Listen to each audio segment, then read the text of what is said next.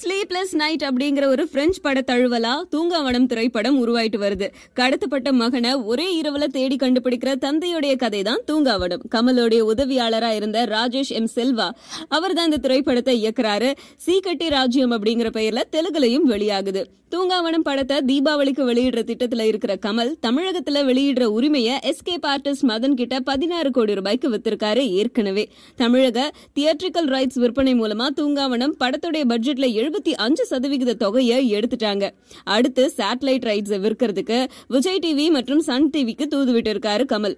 கமல் எதிர்பார்த்த மாதிரியே விஜய் டிவி போட்டியில இருக்கிறத தெரிஞ்சுட்டு கூடுதல் விலைக்கு கேட்டிருக்கு சன் டிவி. விஜய் டிவியும் விடாம விலையை உயர்த்த கடைசியில தூங்காவனம் படத்துடைய சேட்டலைட் ரைட்ஸை 20 கோடிக்கு வாங்கிக்க தயாரா இருந்திருக்கு சன் டிவி. விஜய் டிவியும் அதே விலை கொடுத்து வாங்கறதுக்கு தயாரா இருந்த நிலையில சத்தமே இல்லாம சன் டிவி கிட்ட வித்துட்டாராம் கமல். இதை தெரிஞ்சு விரக்தி அடைஞ்ச விஜய் டிவி வட்டாரம் கடைசி நேரம் வரைக்கும் நமக்கு தரதா சொல்லிட்டு இப்படி கழுத்து எடுத்துட்டாரே அப்படின்ற கடுப்புல இருக்குதான். அது சரி, விஜய் டிவிக்கு நம்பிக்கையை கொடுத்துட்டு கடைசி நேரத்துல கமல் ஏன் இப்படி ஏமாத்தினாரு அப்படின்னு கேட்டா, சீக்கட்டி ராஜ்யம் படத்தை என்னதான் நேரடி தெலுங்கு படம் அப்படின்னு பப்ளிசிட்டி செஞ்சாலும் ஆந்திராவை பொறுத்த வரைக்கும் அது ஒரு டப்பிங் படம். அதனால டப்பிங் படத்துக்கு தெலுங்கு சேனல்கள் பெரிய விலை கொடுக்காது.